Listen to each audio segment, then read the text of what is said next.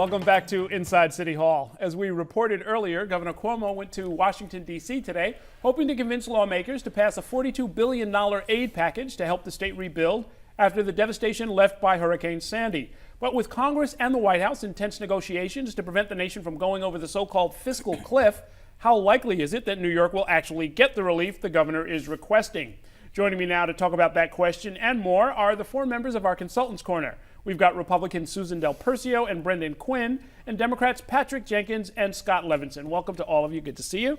And we asked you all to grade the likelihood that the Democrats will actually take control of the state Senate. As we have discovered, a mere majority vote is not nearly enough to get it done in Albany.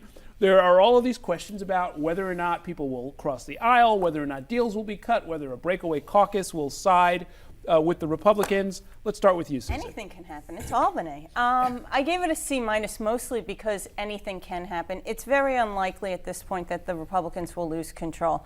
It's especially if up in one of the races that's being contested, the Amador race, if he wins, it's 32 votes because one Democrat has said that he will support Dean Skello. So if that's the case, we're over and done with. And I don't think there's any truth to the rumors of extending this into January, so it's a legislative body.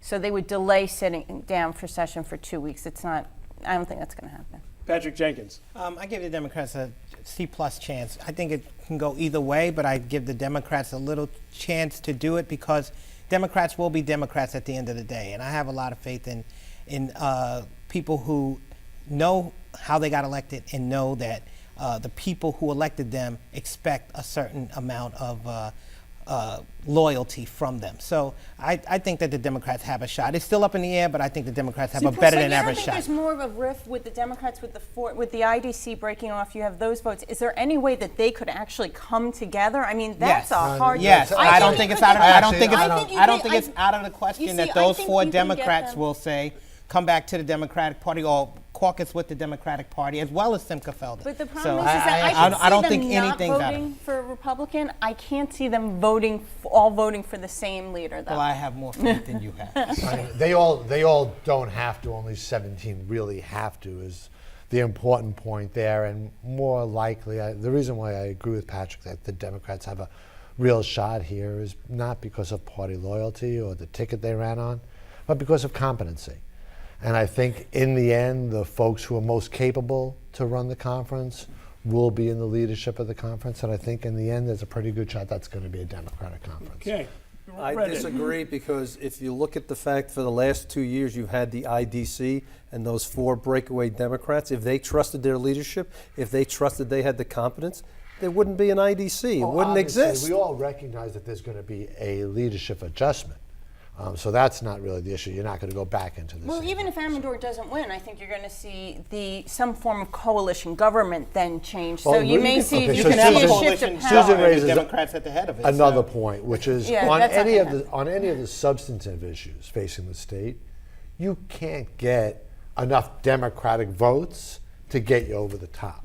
So in order to do anything substantive, campaign finance reform, any of those issues, you need ours. I mean, you're not going to get ours on campaign finance reform, but you need ours to do difficult items. You're going to need coalition work. You're going to need people who can cross over the aisle and work with the other side to get things done. The Democratic Conference is not willing to do one thing so far that the IDC really wants, and that is to formally recognize them as a conference. That's what they're looking at. That's what coalition government will look like. And so far, the rifts are so deep within the Democratic Conference, no one sees that actually happening. But recognizing means a sort of a line-by-line insertion of certain privileges and to control the frankly, calendar, money, a whole lot of things. And it hasn't helped in the last 2-3 weeks that people in the Democrat Party and the Working Families Party have come out publicly and taken shots at those four members for not willing to fall in line right away. No one knows what's going to happen in Albany. As Susan said before, it is Albany. Look what happened in 2009. I just don't see them getting control. I see a coalition. You'll find that those that are most divisive are most on the sideline. I think you actually see the IDC growing by at least two members if that they is get that is recognized. an actual So possibility. that would really That's change a real the calendar. possibility. Any names you want to share with us tonight? No, but they won't. They will most likely be from upstate or suburban centers. Will they be coming from the Republican side? I don't think so. They have I'm a not- chance of growing on the D but side. they- They have a chance of growing on the But R they side. could, depending on what They're happens. talking. I mean, the fact is, the voters are more and more interested in people getting things done, and less interested Correct. in partisan politics. Well, but- you and to also some have an extent, the upstate- IDC brand is focused on getting things what done. the IDC offers, I think, to Democrats and Republicans, but mostly for Democrats right now, is they have members from the city, the suburbs, and upstate. And basically, with the shift of going, the rift between upstate and downstate, that becomes very appealing to some upstate and suburban members as far as creating a voting bloc. So I think that's kind of the difference of where you would see more Democrats turning to the Okay, IDC. not for nothing, but this all sounds like a formula for gridlock. Just to hear you. But that's just my interpretation of what I just heard. It is Albany. Let's talk a little bit about Governor Cuomo, the man who famously says he's not going to give in to political pressure, appears to have noticed some political pressure and then gone to D.C. after saying he wasn't going to.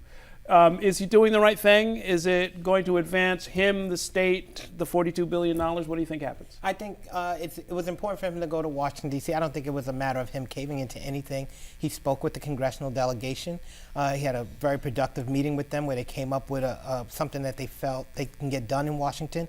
And then he went down and had some significant meetings with the White House Chief of Staff and the Speaker. So I think that going down for some important meetings to have real face time and to really make the case for New Yorkers was something that he was going to do. It seems that it's clear to me that Governor Cuomo hasn't gotten enough credit for the one thing that he's done exceptionally well, which is calling policy linkage to the future of global warming. As a big state governor, for him to recognize and say publicly that we have to change policy to deal with global warming is a huge step in the right direction. I'm going to make the unpleasant argument. I was speaking to Dr. Erwin Redlener, who's expert on this stuff. We were talking this afternoon that $42 billion just isn't enough. And that's like, no one wants to talk about what real money's at stake here, but Mayor Bloomberg had the flood maps in his face for 10 years, and they did nothing to prevent our city from the real infrastructure needs that you have to do to protect us from a hurricane. Global warming is going to make that worse. Governor Cuomo's ahead of the curve on that. Well, it's good for him that he hasn't received a lot of credit for that if he's going down to Washington and asking a Republican Congress for money. So that's not the worst thing that could happen, him These are not statements getting of fact. recommendation. It is And the reality. I'm not arguing that. I'm just saying that's not what you say when you're going to a Republican conference asking for money. The reality is we have a fiscal problem in Washington. You have two other governors that are down there. Governor Cuomo has been outshined a bit by the governor across the river in his relationships with the president on handling Sandy. His numbers are slightly ahead. And forget polls. The governor of New Jersey has stepped out there and said, I'm putting politics aside, get off the beach, do this, do that. He's been very outspoken, and it seems at times that the governor of New York is chasing the governor of New Jersey. The reason why the money's not enough, Brendan, is because the infrastructure needs to build levees, to build seawalls, to protect you in the long term is not a one state thing. It's a regional thing. You got to do the same thing in Jersey. You got to do the same thing in Southern Connecticut as you're doing to protect New York. That's a But you regional have to do problem. it based on relationships, and I think Brendan's absolutely right. Governor Christie has outshone Governor Cuomo in that regard because it's clear he's the one who's already getting the funding. That's going to be the last word. Thank you all so much, and we will talk again real soon. Right now, we're going to take a break.